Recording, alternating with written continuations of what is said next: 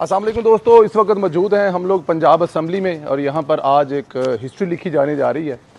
पाकिस्तान में पहली दफ़ा किसी सूबे की खातून वज़ीर आला मरीम नवाज़ साहिबा का आज ज़ाहिर है सियासत में पहली बाकायदा एंट्री। इस वक्त हम लोग आप लोग देख सकते हैं पंजाब असम्बली में मौजूद हैं। हसन भाई हमारे साथ हैं। जी हसन भाई, सबसे पहले तो इस दिन के बारे में बताएँ।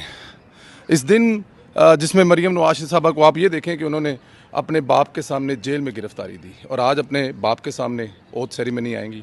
देखिए जी, आई डोंट नो मियाँ बड़े मियाँ साहब जो हैं वो तशरीफ लेकर आ रहे हैं नहीं लेकर आ रहे, लेकिन जब वज़ीर आला मुंतखब हों तब तो आएंगे। लेकिन हाँ, वो मेरे ख्याल से उनकी ओथ के ऊपर तो तशरीफ लेकर आएंगे यकीनी तौर के ऊपर, और आना चाहिए। अगर नहीं भी प्लान तो मियाँ साहब प्लीज़ तशरीफ ले आएँ। ये आपकी फैमिली के लिए एक बड़ा दिन है। गो कि आपने इससे बड़े ओहदों पर आप रह चुके हैं, 3 टाइम फॉर्मर प्राइम मिनिस्टर हैं और 2 टाइम्स जो है चीफ मिनिस्टर आप रह चुके हैं। आपके भाई अब 2nd टाइम प्राइम मिनिस्टर बनेंगे और वो भी 2 मरतबा वज़ीर आला पंजाब रह चुके हैं। तो बिल्कुल मरीम नवाज़ शरीफ साहिबा का जो अभी कैरियर बतौर एडमिनिस्ट्रेटर, बतौर चीफ एग्जीक्यूटिव पंजाब स्टार्ट होने जा रहा है, तो आपको बिल्कुल यकीनी तौर पर तशरीफ लाना चाहिए। एक चीज़ तो ये मियाँ साहब को आना चाहिए। सेकेंड, इससे ज़्यादा इंपॉर्टेंट जो है ना, अब आगे देखना ये है कि बतौर चीफ एग्जीक्यूटिव सूबे के जो जो जो पाकिस्तान का सबसे बड़ा सूबा है, जो सबसे बड़ी आबादी वाला सूबा है, वहाँ पर वो किस तरह डिलीवर करती हैं। और जो मेरी अभी तक की जो मुझे इतलात मिल रही हैं रमज़ान के हवाले से और आवाम को रिलीफ देने के हवाले से, पहले दिन से ही बल्कि पहले दिन से पहले 4 दिन से पहले ही उन्होंने काम शुरू कर दिया है। तो ये बड़ा अच्छा खुशाइंद एक सिग्नल है। एक चीज़ तो ये है। दूसरी चीज़ ये है जी परवेज़ साहब के, मैं आपको ये बताऊँ कि मौजूदा हालात के अंदर पाकिस्तान के अंदर आवाम की जो मुश्किलात हैं वो उसमें आए रोज़ इजाफा हो रहा है। तो उनके मुश्किलात को दूर करना सबसे बड़ा चैलेंज होगा। इवन के प्रोविंस की जो आवाम है उसको किसी किस्म का रिलीफ अगर दे पाएँ तो मेरे ख्याल से यही विक्ट्री है। विक्ट्री स्पीच ये नहीं थी कि जो मियाँ साहब ने की 8 या 9 फरवरी को। विक्ट्री स्पीच वो होगी जब लोग जो है वो दुआएं दें, यानी जिस तरह माजी की तरह नवाज शरीफ साहब को और मरीम नवाज़ साहिबा को, कि उन्होंने हमारे लिए रोज़गार के जो मौक़े फ़राहम किए। जैसे आपने देखा कि जिससे वो उन्होंने येलो कैप स्कीम स्टार्ट की थी पहली मरतबा जब नवाज शरीफ साहब प्राइम मिनिस्टर बने थे, या इस किस्म के ग्रीन ट्रैक्टर स्कीम्स थी या दीगर स्कीम्स थी। तो लोगों को रोज़गार फ़राहम करें, बुनियादी तौर के ऊपर लोगों की जो माली मुश्किलात हैं वो ख़त्म हो। लोगों की जो इस वक्त जितनी भी मुश्किलात हैं उन्हीं को ही हल करने के लिए इनको जो है एक प्लान चॉकआउट करना होगा। और अगर ये इस करने में कामयाब होगी मुस्लिम लीग नवाज़, तो असल सक्सेस ये होगी। अच्छा, नवाज शरीफ साहब का कितना अहम रोल होगा पंजाब में और मरकज़ में? कहने वाले तो कह रहे हैं कि मियाँ साहब को माइनस कर दिया गया। कहने दें उनको। अच्छा जी, आपको इससे क्या फ़र्क पड़ता है? जी देखिए ये बातें हैं ना, देखिए नवाज शरीफ साहब मरकज़ में क्यों नहीं प्राइम मिनिस्टर आए? मेरे ख्याल के मुताबिक मैंने कुछ लोगों से बात की और जो बड़े कहते हैं ना कि अहले दानिश लोग हैं, जो बड़े समझदार लोग हैं, उन्होंने कहा जो मैंडेट आया था कि वो इस किस्म के मैंडेट के साथ चीफ एग्जीक्यूटिव बने, वो हमेशा माजी में जब भी बने हैं वो सिंगल मेजॉरिटी पार्टी के जो है वो वज़ीर-ए-आज़म थे और यही उन्होंने जो है वो हमेशा रखा अपना सिस्टम। तो बहरहाल ये एक सिचुएशन इमर्ज होगी थी। स्प्लिट मैंडेट आया है और फिर ये अवाम का फैसला था, स्प्लिट मैंडेट दिया। तो अब नवाज शरीफ साहब ने, ठीक है, वो उसी तरह मुल्क की खिदमत करना चाह रहे हैं, जो कि उनकी अभी तरफ से बातें मुझे जो साइंस मौसूल हो रहे हैं वो खिदमत करना चाह रहे हैं। लेकिन इसके लिए उन्होंने खिदमत के लिए जो एक बंदा आगे ऑन फ्रंट रखा है वो अपने छोटे भाई शहबाज स्पीड साहब को रखा है। अच्छा, एक सवाल का ज़रा जवाब दें। मुझे ये बताएं कि काजी फैज़ साहब के ख़िलाफ़ कहीं से टारगेटेड ये सब कुछ हो रहा है? पहले चट्ठा साहब ने उनका नाम ले दिया और फिर इमरान रियाज साहब और दूसरे जितने ये यूट्यूबर हैं जैसे सदीक जान वगैरह लोग हैं, उन्होंने जो किया, क्या ये कहीं से टारगेट हो रहे हैं या ये नेचुरल हो रहा है काजी साहब? ऑर्गेनिक नहीं है जी ये। अच्छा, मैं इस मौजू पर ज़्यादा बात नहीं करूँगा। अभी कुछ ना कुछ चीज़ें जो हैं वो चल रही हैं इन बिटवीन। ये जो मामला था, इस मामले के ऊपर जो FIR हुई थी, जिसके ऊपर ज़मानत दी गई है, पहले तो इस बात की तह तक क्या कोई गया है कि वो FIR क्यों हुई थी, वो इतनी ताख़ीर से 2 साल ताख़ीर से क्यों हुई थी, उसमें कोई मेलाफाइडी थी नहीं थी उस ताख़ीर के अंदर, या वो इतने अरसे बाद जो है वो इतना मामला क्यों बना। इसमें चौधरी परवेज़ अलाई साहब के जो साहबजादे हैं, उनके जो छोटे साहबजादे हैं, मोनस अलाई इसके FIR के अगेंस्ट थे और जो छोटे साहबजादे हैं, मुझे नाम उनका शायद सही तरह से मालूम नहीं है, और वो इसके हक में थे।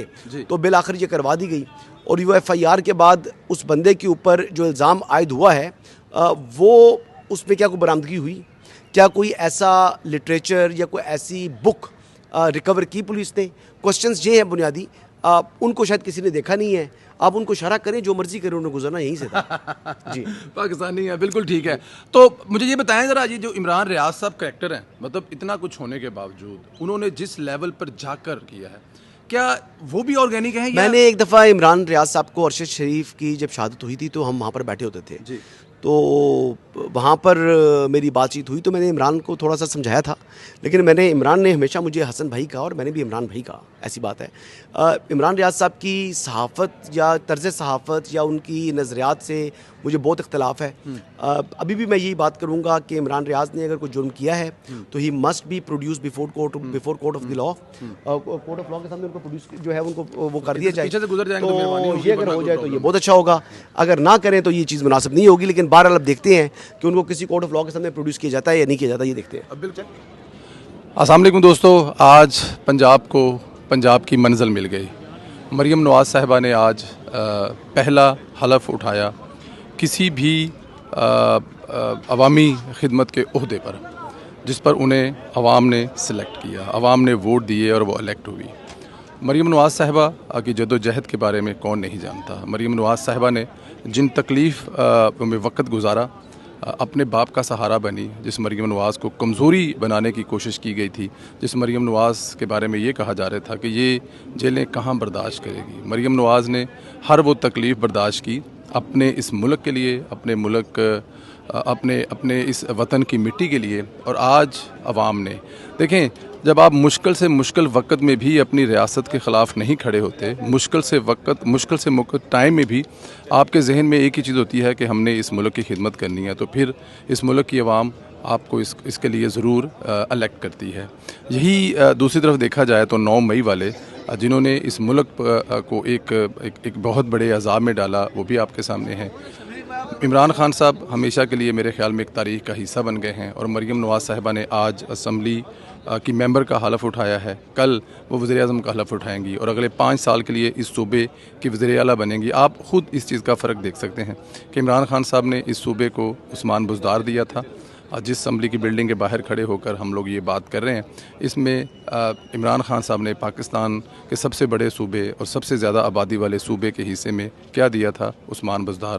पाकिस्तान मुस्लिम लीग नून ने, कायद मियाँ मोहम्मद नवाज़ शरीफ ने पंजाब को दी है मरीम नवाज़ साहिबा। अब मरीम नवाज़ साहिबा जो करेंगी, मेरे ख़्याल में अगले 5 साल में मरीम नवाज़ के लिए जो बड़ा चैलेंज है वो अपने बाप से और अपने चाचा से ज़्यादा काम करना है। इस पंजाब को वो देना है जो किसी वजह से जो पिछले अदवार में नहीं हो सका, बल्कि उन चीज़ों के तसलसल को आगे लेके चलना है। शहबाज शरीफ साहब के विज़न को आगे लेके चलना है, नवाज़ शरीफ के विज़न को लेके आगे चलना है, और ये मरीम नवाज़ करेगी। आज का दिन पाकिस्तान की तारीख़ में, पंजाब की तारीख़ में एक बड़ा अहम दिन है। पहली ख़ातून वज़ीर आला पाकिस्तान में किसी सूबे की वो मरीम नवाज़ बनी है।